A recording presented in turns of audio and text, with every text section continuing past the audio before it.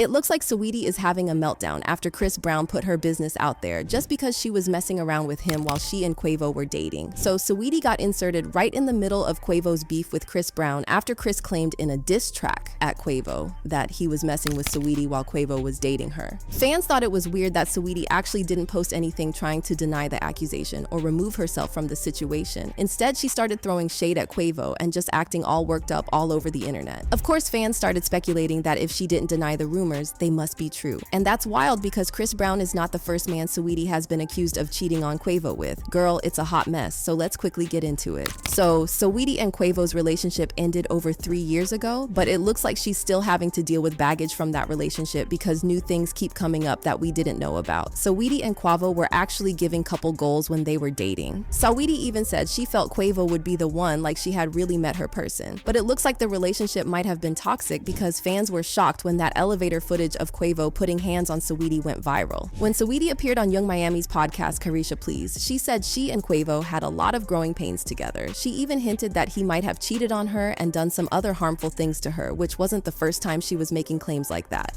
Did Quavo ever cheat on you? Huh? Did Quavo ever cheat on you?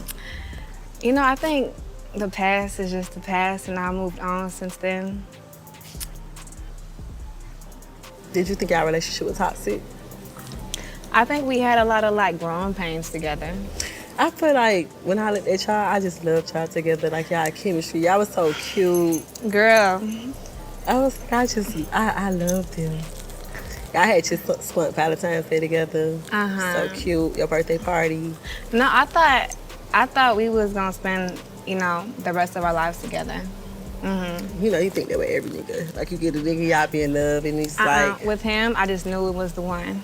It was different. So what was the end? Like why y'all envy y'all relationship? Just differences. You know. Why do you feel like you want to spend your life with him? Like the rest of your life? Like what made him special? Like what was it about him?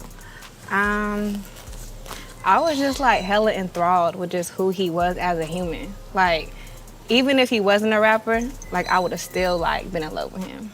Shortly after the breakup in 2021, Saweetie posted on X saying, "I'm single. I've endured too much betrayal and hurt behind the scenes for a false narrative to be circulating that degrades my character. Presents don't band-aid scars, and the love isn't real when the intimacy is given to other women." Girl, Saweetie's fans were just piling on Quavo because of how dirty he did Saweetie. Everyone felt sorry for her, but come to find out, Saweetie was almost just as toxic as Quavo the whole time. Now, I'm not saying Quavo didn't hurt Saweetie, or she shouldn't be given any sympathy at all. However, we might not have had the full picture at the time. For context, Quavo released a song called Messy featuring Takeoff in 2022, where he claimed Saweetie was cheating on him with Offset while they were dating. In the song, Quavo rapped, "I said, Carisha please, cause she too measy. B F'd my dog behind my back, but I ain't stressing. You wanted the gang, you should have just said it. We would have blessed it." As you all know, Saweetie went on Carisha Please after the breakup, where she talked about their relationship. Allegedly, Saweetie's affair with Offset was what caused tension among the Migos, and Quavo and Offset never really made up even after Takeoff passed away, but Saweetie didn't let the shade slide without clapping back. She dissed Quavo in her own track Don't Say Nothing, where she rapped, "Why ninjas always speaking on who I'm effing on? He must have got excited when I FaceTimed with nothing on. Them same lips that's yapping be the one I nutted on. 100K please, know how much paper I be touching on. That's light, better check my net worth. Post a pic in his sweatshirt, I bet it have my ex hurt. That's what I get for kissing on these frogs. He got mad and told my business to the blogs." We all thought this drama would end there, and it did until everything started coming back up when Quavo and Chris Brown started beefing. So for those who aren't up to speed, Chris Brown and Quavo started beefing after Chris Brown shaded Quavo in his song Freak from his 1111 album.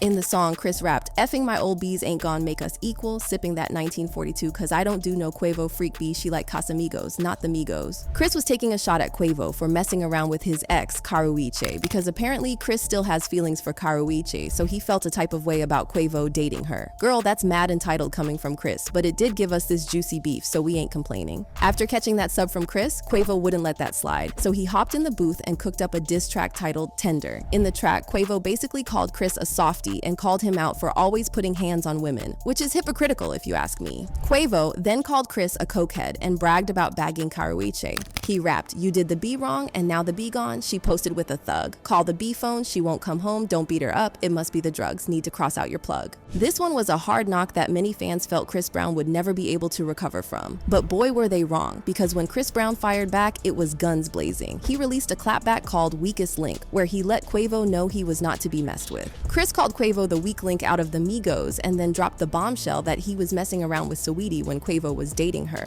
You the weakest link out of your clique. Let's keep it a hundo. Ninja, you effed my ex-ho. That's cool. I don't give no F. Lil Ninja, cause I effed you ex when you were still with her. B, I'm up. Lil Ninja. And just to make sure we knew it was Saweetie he was talking about, Chris added, they say revenge is sweet. Now think about that ish. I got some tea up out that B, but I ain't gonna speak about that ish. I had her fiending about that D. There's something sweet about that ish. But it didn't end there. Chris went on to say Quavo was irrelevant and he should have been the one who got unalived instead of Takeoff. Show me that I'm tender B. Time to prove what you just said. R.I.P. Takeoff. He the only real one that got true respect. Crazy how when he unalived, everybody really wished it as you instead. He even went as far as saying he wanted to take things physical with Quavo when rapped. You doing bad, you AB, and your music trash. Fashion Week, they sat me next to you lame ass. I was truly mad. All I kept thinking about was breaking your face, but I gave you a pass. You lucky. I ain't wanna F the money up, boy. I would've broke you in half. Chris Brown's clapback had fans gagging for days because he really ended Quavo. Now, Quavo did drop a comeback, but fans weren't really feeling it because it didn't quite have the bite it needed to redeem Quavo. But Quavo still spilled on the track, which he called Over Hoes and Bees. In the track, he said, Chris is washed up and he's a fed and a cokehead, and basically repeated a lot of the things he said in the previous track. And that's one of the reasons why people felt it was a weak comeback. Just as we thought the beef had ended there, Chris returned to let us know he was not letting Quavo off the hook so easily. So it looks like Chris upped the petty by buying all the tickets to Quavo's show so no one would turn up. Footage from Quavo's show actually reveals that many of the seats were empty, and it's not clear if Chris Brown had anything to do with it directly, but fans believe Chris pulled a 50 cent on Quavo and tried to buy many of the seats. Now, Quavo would have gotten paid whether or not the show was packed, but it's still a bit embarrassing for Quavo if Chris really had something to do with the low turnout. But that's even the craziest part of this whole drama. Saweetie and Karueche caught some strays throughout the drama, but Saweetie really took a hit when Quavo said, "Who gassed you up to put that out? Yeah, that was Ish. Ninja, I can take a model beat and make a Saweetie." Basically, Quavo was trying to say Saweetie wasn't as special as Chris was making her out to be because he could get a Saweetie out of any random model. Saweetie responded to this one by posting a screenshot of Quavo apparently in her DMs saying, "Damn, we used to mean a lot to each other." Saweetie then added the caption, "Hopefully, the model he turns into me replies." I mean, Quavo probably shouldn't be talking like that when he's been all up in Saweetie's DMs acting the fool. Anyway, fans thought it was weird that Saweetie was responding to Quavo and not Chris Brown, who put her business out there in the first place. It made fans wonder if maybe Chris wasn't lying after all. I mean, you would think Saweetie would want to dispel any rumors that she was sleeping with someone who she didn't actually sleep with because you know how weird the industry can be about female rappers.